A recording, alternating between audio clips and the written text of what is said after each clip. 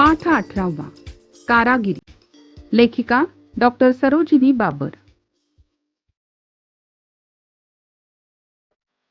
कारागिरी म्हणजे एखाद्या पदार्थांपासून वेगवेगळ्या प्रकारच्या वस्तू बनवणं आणि त्यामध्ये स्वतःच्या कौशल्याने खूप सुंदर वस्तू बनवणं, याला म्हणायचं कारागिरी.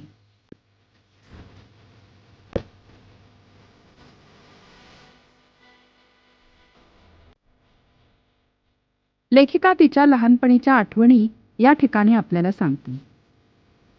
ती म्हणते की लहानपणी मी नेहमी आमच्या अजोळ घराच्या शेजारच्या कुंभारवाड्यात जायची.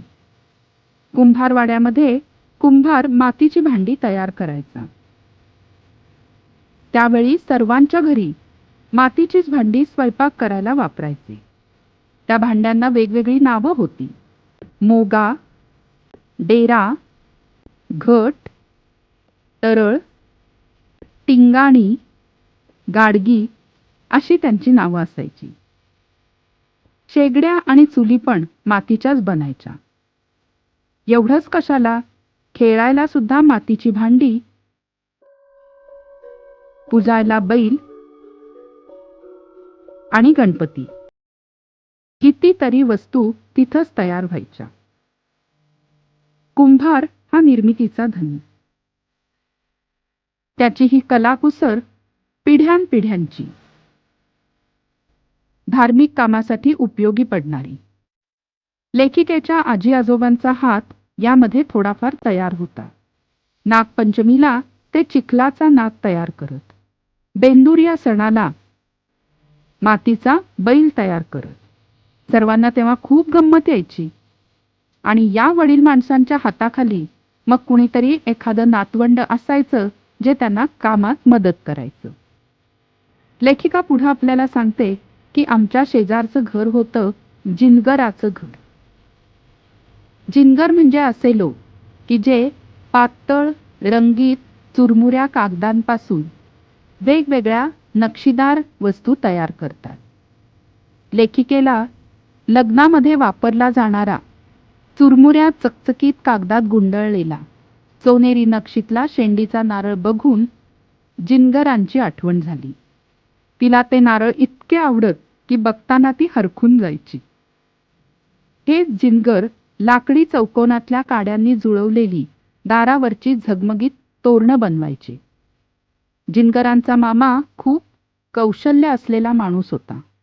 लहान मुलांच्या पाळण्यावर टांगले जाणाऱ्या खेळण्यांमधल्या राघू आणि मैना म्हणजे पोपट आणि मैना तो इतका छान बनवायचा की जणू काही त्या खऱ्याच वाटायच्या. या खेळण्यावर चमचमणारे चंद्र आणि चांदण्या चिकटवून द्यायचा. यानंतर लेखिकेला आठवण होते ते बुरुडांच्या घरची. बुरुड गल्लीला गेलं की तिथे बांबूच्या लांब लांब काड्यांपासून रवळ्या, चुप, करंड्या, चाळण्या, टोपल्या अशी कितीतरी वस्तू तयार करायचे. त्या लांब बांबूच्या काड्यांना कांबट्या असं म्हणत. आणि बांबूच्या या सर्व वस्तू मजबूत असायच्या, देखण्या असायच्या आणि अगदी हलक्या असायच्या. फुलं वेचण्यासाठी या बुरुड काकांनी केलेली परडी लेखिका हातात घेऊन इकडून तिकडून दिमाखात फिरायची. मग काय, लेखिका त्याच्यावरून खूप तोरा गाजवायची, ऐट मिरवायची. ऐटीवरून लेखिकेला एकदम आठवलं की तिच्या मोठ्या काकूला रांगोळी काढायची खूप हौस होती. ठिपक्यांच्या इतक्या रांगोळ्या ती अंगणात काढायची की त्या बघून सर्वांनी अगदी हेवा करावा. मग लेखिका आणि तिच्या बरोबरीच्या काही मुली या काकूच्या हाताखाली ती सांगेल ती कामं करायच्या. कुणी शेणाने अंगण सारवायचं, कुणी काकू सांगेल त्या पद्धतीने ठिपक्या मांडायच्या. आणि मग तिच्या हातातून रांगोळीच्या पिठाची धार इतकी सुंदर नाजूक पडायची की पाहणारा चकित व्हायचा. एकदा शाळेतल्या एका मुलीच्या घरी लेखिका आणि तिच्या मैत्रिणी भोंडला खेळायला गेल्या. भोंडला म्हणजे ज्याला काही ठिकाणी हादगा असंही म्हणतात. तर तिथे वाखाच्या वेगवेगळ्या जिन्सा इकडे तिकडे पसरलेल्या दिसल्या. घरासमोर लांबचराम कासरा तयार करण्यासाठी दोन्ही हात भरारा हलवत एक जण उभी होती आणि लाकडाच्या मुठींना अडकवलेल्या वाखाचा कच्चा धागा ह्यांच्या मैत्रिणीच्या अस्सल गिरक्यांसरशी पीळ धारण करायचा आणि मग दुसरा माणूस हा पीळ एकात एक गुंफत दोरखंड तयार करायचा. इतकी सुंदर हातचलाखी होती ती की लेखिकेला त्याचं फार कौतुक असायचं. मग शिंकी, मुसकी, गोफण, चापत्या काय काय शेतकऱ्याच्या घरात लागायचं ते सगळं तिथं तयार व्हायचं. कांदे बटाटे ठेवायला सैल चौकोनातल्या वाखाच्या पिशव्या लेखिकेच्या घरी तिथूनच यायच्या. लेखिकेचं घर हे सुद्धा शेतकरी घरच होतं, म्हणून तिच्या घरात अशा प्रकारची कारागिरीची एक एक वस्तू तरी असायची. कधी लेखिकेकडे सुतार यायचा आणि लाकडी खेळणी देऊन जायचा.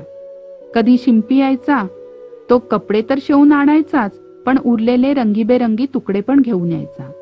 लेखिकेची आजी त्यातून भावल्या करायची आणि मुलांसाठी पांघरुणं आणि वाकळ म्हणजे गोधडी घरातच तयार व्हायची.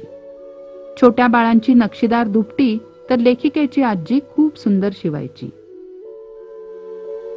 लेखिकेला या सगळ्या कारागिरांची माहिती आपल्याला देताना स्वतःचं लहानपण आठवून खूप आनंद मिळतो.